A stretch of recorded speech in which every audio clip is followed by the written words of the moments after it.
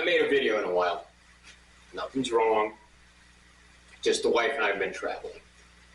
And the last trip kind of shined a huge spotlight on one thing, and that is my old generator is, well, old. And it's noisy. And when it gets cold, it's hard to start. So when we got back in town, Harbor Freight was having a 20% off sale. So I decided to bite the bullet and get a new generator. From a class standpoint, they're both 3,500 watt peak, 3,000 watt continuous. So what I want to do today is I'm going to open this guy up. I'll show you what everything comes in it. I'll go through the startup procedure with you. It's not going to be an unboxing. I'm not going to be pulling stuff out. I don't do those. I'm going to pull it out and fire it up. So we'll get it up and running. And then at the end of the video, what we'll have is I'll have a dB meter, otherwise known as my phone with an app.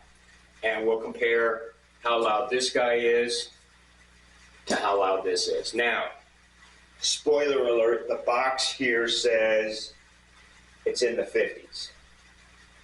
Of course, I can't find it now. Quieter, it says 56 decibels out of this guy.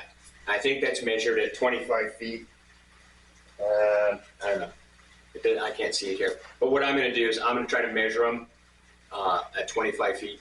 And we'll see what the difference between a 2011 Harbor Freight, what are these? Chicago Electric, and the new Predator super quiet inverter generators. Let's see what the sound difference is between the two, okay? So let's have some fun today.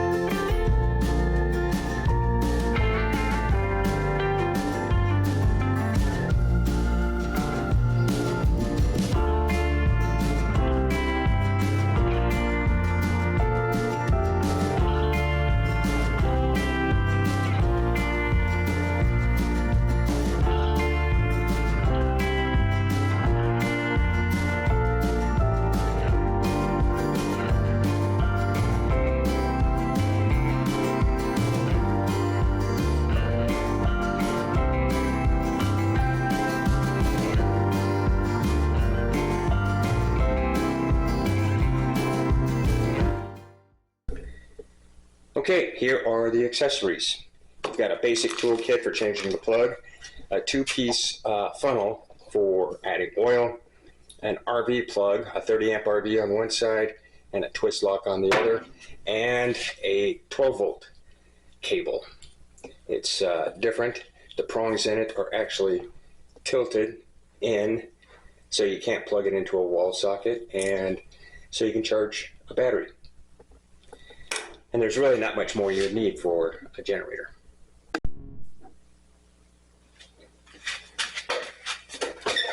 So there's only two steps here. to do before we fire the unit up.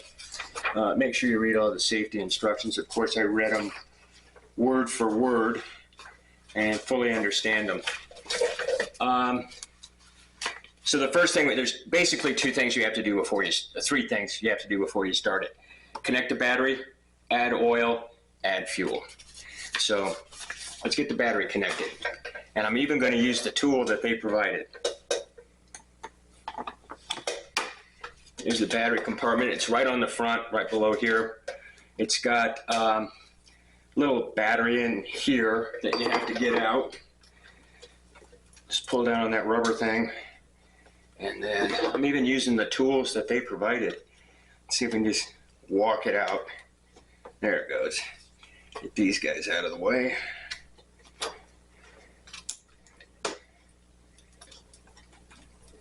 And let's see, oh, it even comes with the hardware. So what I'm gonna have to do is, there's the battery. I'm gonna have to pull this little hardware pack out, pull these covers off, connect it to red and black here, put it back in, and I'll bring you back when I get this all hooked up.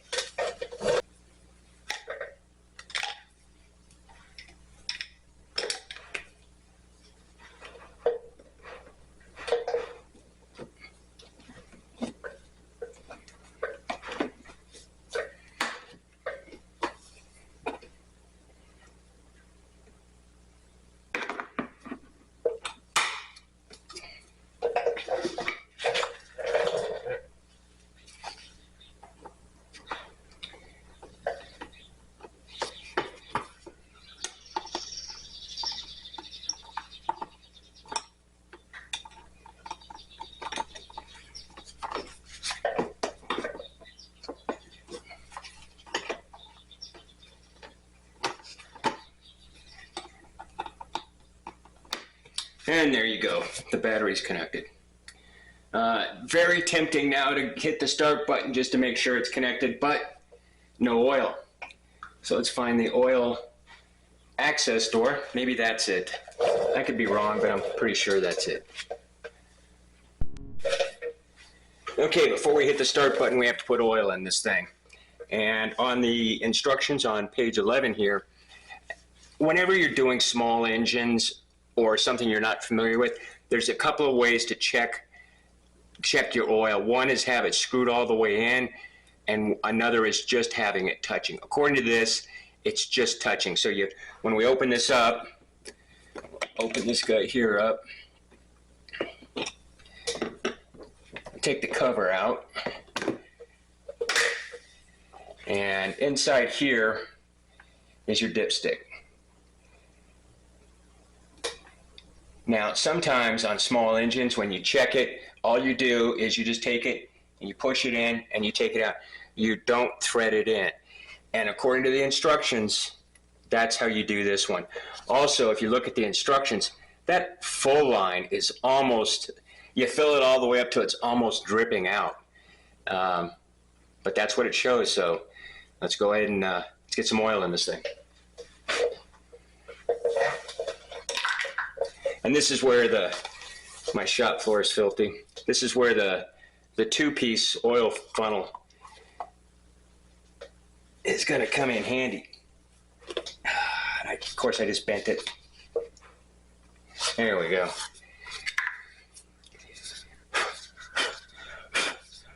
Can you tell we're in a wood shop? That seems to work out okay. Not the greatest, but the manual said 1030, so I got some 1030.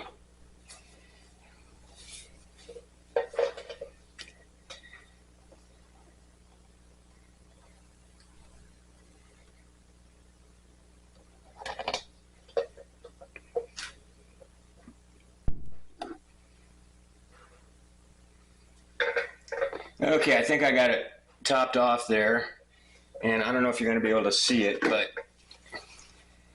it is right to that point right there. Let me see if I can get you in there and show it to you. Right in there. it's pretty full.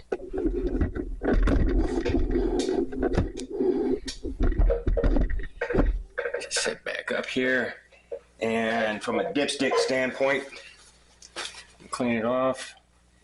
Again, just touch it, don't thread it in, and she's full. So I'm gonna wipe it, and it's got an O-ring on it, which is a good thing. And then I'll screw it in.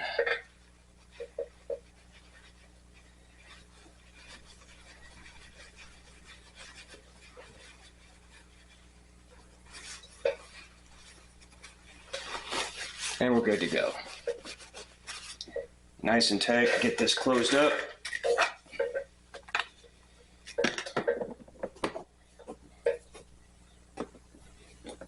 Again, my shop floor is dirty.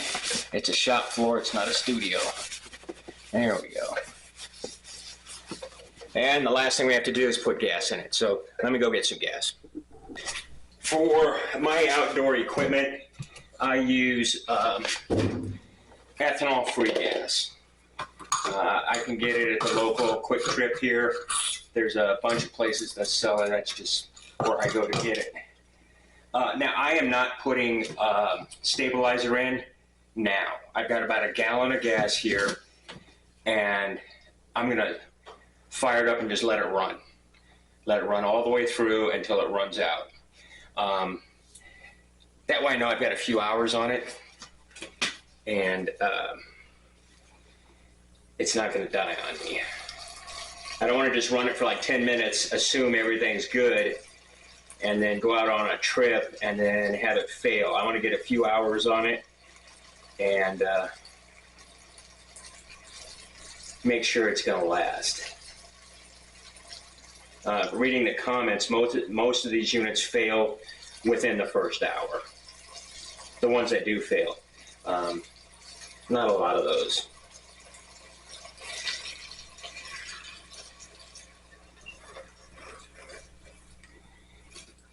Okay, so there you go. That's about a gallon. Okay, not perfect, but that's about a gallon. And now we're going to go through the startup procedures and get this guy started up. Okay, we're going to go through the starter procedures, and they're here, they're on the main manual, and they're up here. So I'm going to grab this one just because it'll be easier for me to read, and I won't be having my butt right in your face. Okay, turn economy switch off. That's off. That ESC throttle. Where's the ESC throttle? I don't even see that switch. But it's telling you to turn it off. Oh, ESC throttle. It says off. Okay, yeah, that's it. So that's it. So turn this guy off. Number 2, rotate this to start. It's to start. Now here we either push start for up to 3 seconds or pull the handle.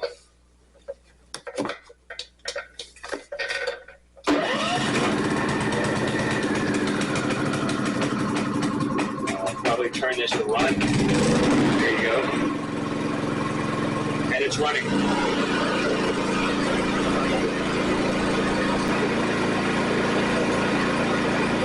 Okay, and that's it. She's up and running, and I'm going to let it run for a while. I'm going to open the shop up and get some fresh air in here. I'll come back. When I come back after I let it run for a while, we'll do our DB readings, okay? Okay, so the new Predator's been over there. It's been over there running for quite a while. And this is what we're getting. So that is slightly just above. You can see where my voice, when I start talking, where it kicks in there. So it is quieter than my voice at about 60, 62 decibels. Now you also have to keep in mind that is all on concrete and it's in a tunnel, so it's gonna really be loud in there. So let me get the the Chicago Electric, the 2011 generator up and running, and we'll get a dB reading on it. Okay, we got the 2011, the blue one over there, the Chicago Electric one fired up. It is a lot louder.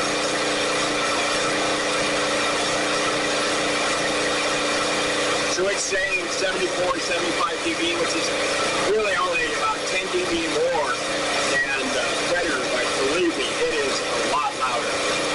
Is the Predator the perfect generator to have out when you're out camping?